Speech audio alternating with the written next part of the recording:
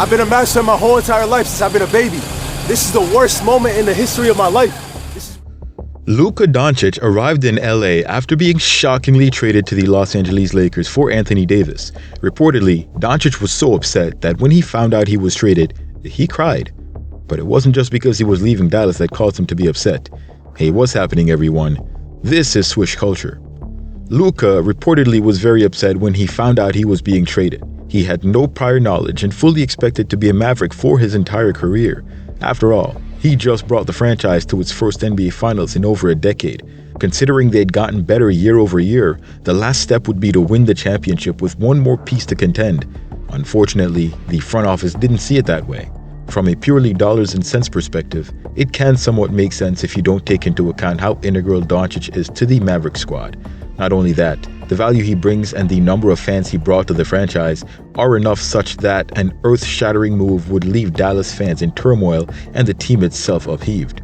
It's an entirely new landscape for the rest of the league in terms of how they took this trade, with some teams furious that Luka became available but was not shopped for the best deal.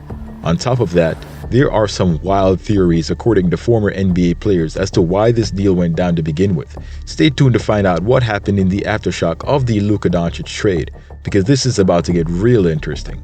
Watch till the end so you don't miss any of the details. Before that, however, be sure to like the video and subscribe to Swish Culture for the most analytical and entertaining NBA content on the planet.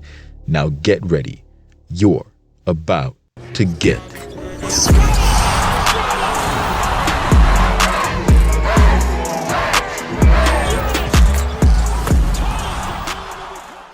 Luka Doncic's tenure with the Dallas Mavericks from his arrival in 2018 until his shocking trade to the Los Angeles Lakers a couple of days ago was marked by a blend of spectacular individual achievements, team successes, and a complex relationship with the organization. Doncic had expressed before that he felt Dallas was like a home away from home. He was initially shocked and emotionally affected by the trade, feeling as though the last 48 hours were like a month. He had envisioned staying with the Mavericks for his entire career, highlighting his loyalty to the team.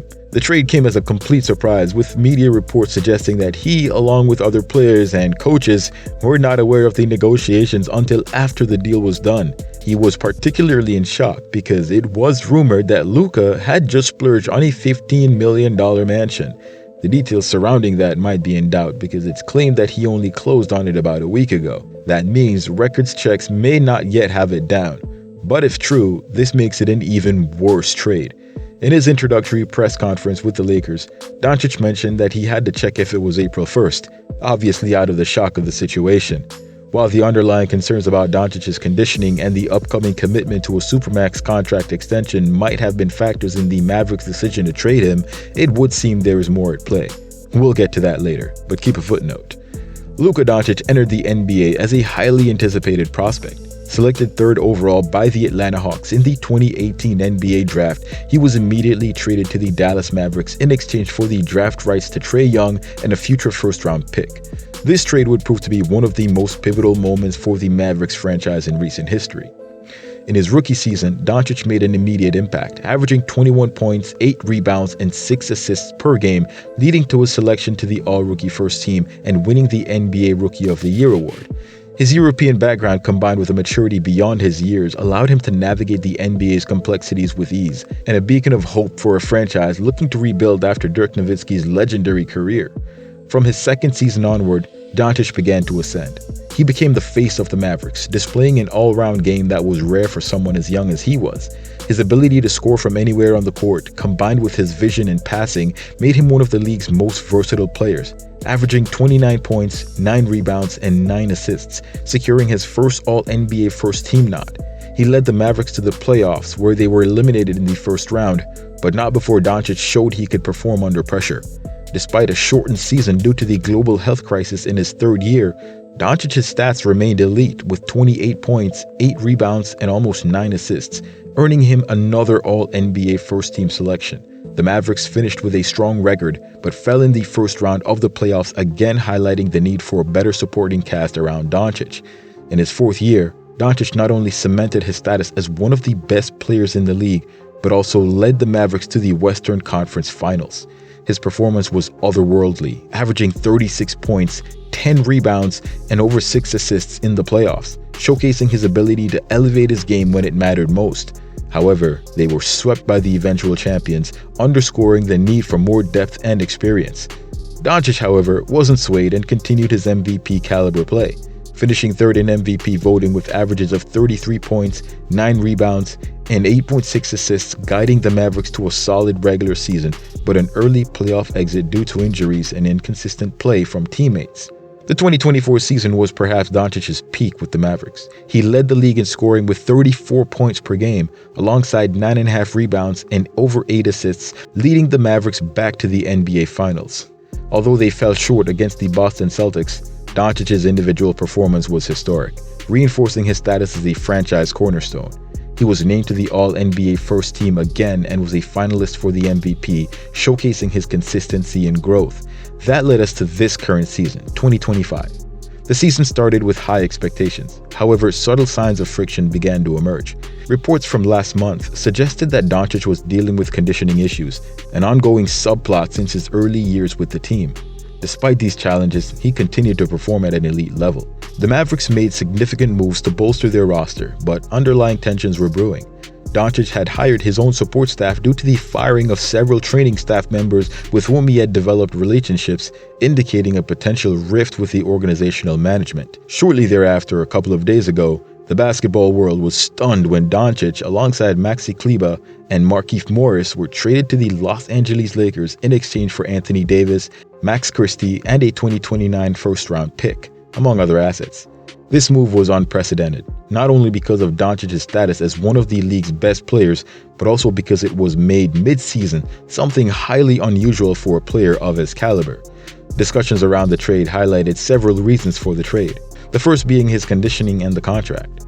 Concerns about Doncic's conditioning were well documented. With his upcoming Supermax contract negotiations, the Mavericks might have seen this as a strategic move to manage their financial future or to shift the team's direction. There was also a sense that the relationship between Doncic and the Mavericks management had deteriorated. His leadership style, although effective on the court, might not have aligned with the new direction the Mavericks were considering. That new direction is the third reason for the trade, and that is their defensive philosophy. Mavericks GM Nico Harrison's comment about defense wins championships suggested a new team identity, possibly one where Doncic was seen as less critical than a more balanced team approach, all of which amounts to not a whole lot with the team's fans as they felt a personal tie to the franchise cornerstone. He led the franchise in numerous statistical categories and was on track to be one of the best players in Mavericks history, if not the entire history of the NBA. His scoring, playmaking, and rebounding were foundational to the team's success. Under his leadership, the Mavericks returned to relevance, making deep playoff runs, including a finals appearance, which only restated the depth of his impact. In terms of ticket sales, merchandise, and overall team valuation, he was, for all intents and purposes, the embodiment of the team. He wasn't just a sports figure, he was the Dallas Mavericks franchise. Some, including former Miami Heat superstar Dwayne Wade, believe there's more to the trade than what we're seeing. Here's a direct quote from Wade on the reason for the trade. "This is amazing from the standpoint of the business of the game. Luka was number 6 in jersey sales in Dallas. Luka now shoots to number 1 in jersey sales with the Lakers. Now the international market, think about it. We just signed a new TV deal, what, $25 billion? Let's just throw it out there, $25 billion TV deal. You got the top international player in LA. So the viewership, the ticket sales, everybody, Europe, Spain, they're all coming into LA. So I'm looking at the business. I'm like, this was an amazing business decision by billionaires to say this is what I want for now, and this is what we need as a league." When you think about it, he might be right. Why aren't any of the other teams given an opportunity to bid for Luka? Why did it have to be LA? Rumors have the Bucks turning down the trade offer, and while it's plausible considering the team's focus on getting a defensive big, there hasn't been any confirmation or denial from the Bucks. Even if they do come out and deny it, why would they when it benefits them in holding on to a player like Giannis? Now, considering it's LeBron James playing alongside Luka Doncic, expect the LA fanbase to be massive. With LeBron only having a couple of years left in the league, expect the fireworks. The Lakers are now obviously Luka's team, and any move LA makes will be to build around Luka. This means that LeBron can be let go at any time and will likely be taking Bronny with him. The trade of Anthony Davis for Luka Doncic reset their trajectory towards not just immediate success, but also long-term dominance in the NBA. While it solves some issues, like securing a future star post-LeBron, it also introduces new challenges, particularly on defense and team integration. How the Lakers navigate these changes, from coaching adjustments to personnel decisions, will determine whether this trade is remembered as a masterstroke or a miscalculation. Anyone heard from Redick? With Doncic's talent, the potential for greatness is undeniably within reach. Integrating Doncic with LeBron James, another ball-dominant player, presents challenges but also immense potential. If they can mesh their styles, the Lakers could have one of the most dynamic duos in the league, potentially elevating the team's offensive ceiling.